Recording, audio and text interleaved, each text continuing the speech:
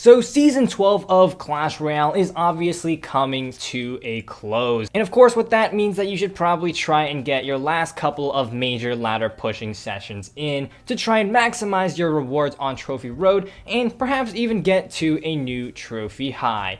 Hey guys, that's right here, and today I'm going to be showing you guys the top 5 free-to-play decks that I would recommend you guys run on the ladder. Of course, the Prince and the Skeleton Dragons are the 2 cards with the card level boost, so I also took that into account when picking the decks for this episode. Also, the decks I picked in this episode are really free-to-play friendly, meaning that the cards in the deck can be leveled up rather easily, or they're pretty level independent, meaning that the cards in the deck can work well even when they are under leveled. In addition, all the decks I'm showcasing today are rather easy to play at a competent level, so hopefully with a couple of pointers that I'll give on each deck, you guys will be able to take the deck and get some nice wins on the ladder. But before we get into that, if you could please leave a like down below and subscribe to my channel, that would be greatly appreciated. Also, go check me out on my social medias, links down below, and if you'd like to support me in game, feel free to use code LegendArray in the shop. And with all that out of the way, let's get right into the decks. Number 1, Icebow. So, of course, the infamous Icebow is going to take the first slot on this list. Icebow is historically one of the easier Expo decks that you can play in the game. So with this deck, there's obviously 2 different ways to win the match. One is with your Expo, and the other is with Spell Cycle. And depending on the matchup, you're going to have to rely more on one or the other. So starting off this match, you're going to be playing more of the Expo type of play style. So you're going to be cycling your cards in the back, cycling your logs, cycling your skeletons, or maybe your knight and your ice wizard if your opponent really isn't making a move. Then, once your opponent plays a 4 elixir card or more in the back, then I would recommend you play that Expo in the opposite lane to start and applying that Expo pressure. After that offensive Expo, depending on the matchup, you're going to usually want to shift more towards a defensive playstyle, relying a lot on your Teslas as well as the Ice Wizard NATO combination to really buy you a lot of time to make positive trades on defense. The Ice Wizard will provide that slow that you need, the Tesla will provide that damage output that you need, and the Tornado will just group everything together to buy your units even more time. You can also begin to rocket onto your opponent's tower. Obviously, if they give you any rocket value at all, then you're going to want to take that, and as you head towards overtime as well as triple elixir time, you can begin to take those bigger risks and just straight up start using naked rockets onto the tower, because again, that Ice Wizard NATO combination with the Tesla and the Knight is just so busted, and when used effectively can pretty much just take out insanely large pushes with relative ease. Aside from that, you also want to get a King's Tower activation with the Tornado, because again, this deck is all about making positive trades on defense so that you can send those rockets in onto your opponent's tower. And in addition to that, defensive Expos can also provide that much needed defensive value. I'll usually play those defensive Expos in the anti-poison and anti-earthquake placements, because then it not only will avoid those spells, but it will also make room in the center so that you can play a well-placed Tesla to pull units the proper distance. Number 2, Giant Graveyard. So this deck is a very solid deck to pick, because a lot of the cards in this deck you probably unlocked in like training camp, so you've obviously had a lot of time to collect them and level them up. In addition, you know, pretty much all the cards are either commons or rares, so starting from scratch and leveling them up isn't too bad either. In addition to that, the Graveyard is a spell that works really well even when under leveled, because I mean those skeletons get one shot anyways, and over time the skeletons getting 1 or 2 hits on the tower can still really add up. So with this deck, you're going to be playing a mix of beatdown and control. Starting off the match, I generally not like to play the Musketeer or the Mini P.E.K.K.A, so maybe cycle one of your small spells, cycle some bats in the back. You're just going to want to make your opponents make that first move. After that, then obviously just play the Musketeer or the Mini P.E.K.K.A reactively, or maybe even play a Giant in the back to begin building up a big push. What's so great about this deck is it has insanely high DPS, both in the form of swarms as well as in the form of support.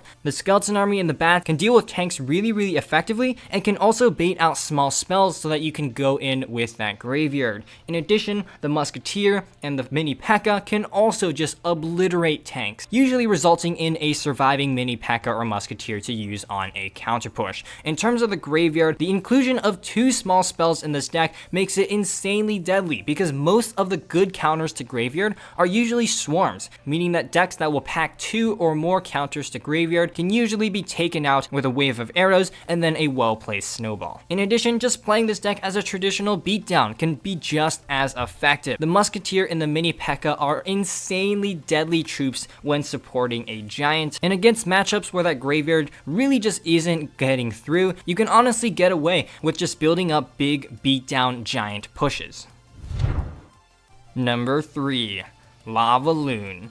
So Lava Hound is a deck that pretty much always makes one of my top 5 lists. And this is because Lava Hound is just such an easy deck to play, and especially with the super broken skeleton dragons that are boosted to your King Tower level, well, this deck is really effective. So when playing this deck, I won't condone playing Lava Hound first play, but it's not the worst. It's honestly not the worst thing in the world. But what I would normally do is instead just cycling maybe a Tombstone or a Mega Minion in the back, just to wait for your opponents to make that first commitment. If they play one of their air counters, then I would go ahead, play that Lava Hound in the back, and begin building up a massive Lava Loon push. What I generally like to do when building up these Lava Hound pushes is I want to try and bait out their big spells. One way to do that is to use your barbarians if they try and build a push in the opposite lane. They're gonna probably use like a fireball or something on that, freeing you up to play down your skeleton dragons and your balloons and so on and so forth. Alternatively, you can just go ahead and support your Lava Hound with those skeleton dragons. The skeleton dragons do so much damage, and combined, they actually deal more damage than a musketeer. So your opponents are pretty much gonna have to immediately play something down to take those out, which is usually going to be their big spell. After that, just go in with that balloon, and honestly, they're probably not gonna have too much to stop it. It's a relatively easy deck to play. You're just going to be building up a Lava Hound push, putting stuff behind it, and defending lightly in the opposite lane. And for the most part, that's going to be the exact same formula that you're going to follow for most of your matches.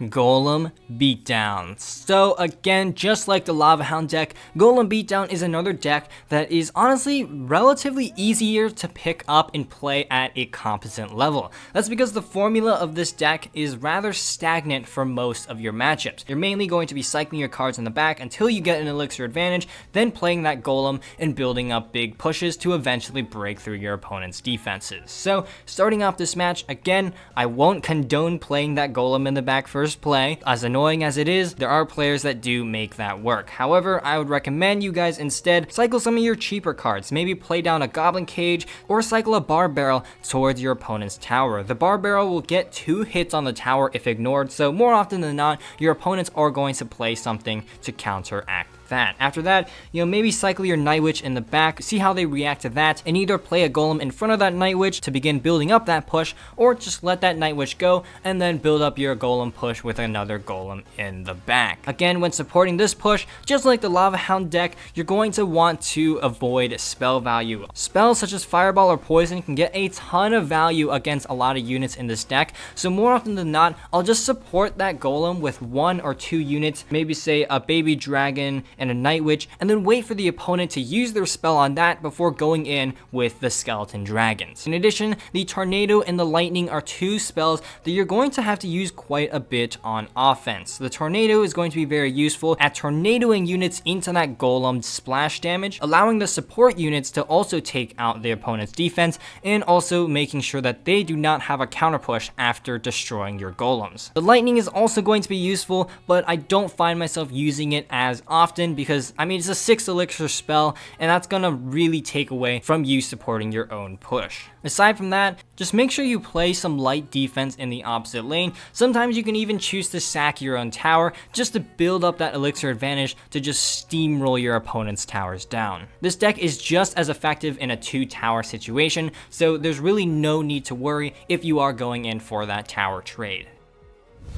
Number 5, Mega Knight Miner Bait. So the reason why I prefer this variation to traditional bait is because it's an easier version to pick up. If you can play bait just as effectively, then I would recommend that you play traditional bait. But when you're trying to pick up the bait archetype, in my opinion, this one is a little bit easier when you're trying to still get those mechanics down. So starting off this match, bait is a quicker cycle deck. So unlike most of the other decks we're sharing today, you're going to want to cycle your cheap cards onto your opponent's tower, maybe cycling a miner to the safe spot, or cycling your spear goblins at the bridge, or maybe even cycling a skeleton barrel. These are all moves that force your opponents to play something as a reaction and allow you to identify what type of matchup you are against. If you're against a heavier deck, you're gonna have to adjust your playstyle to utilize that fast cycle, to keep high pressure, constantly playing those miners, spear goblins, skeleton barrels at the bridge, and forcing your opponents to constantly spend elixir so that they can't build up a push on their own.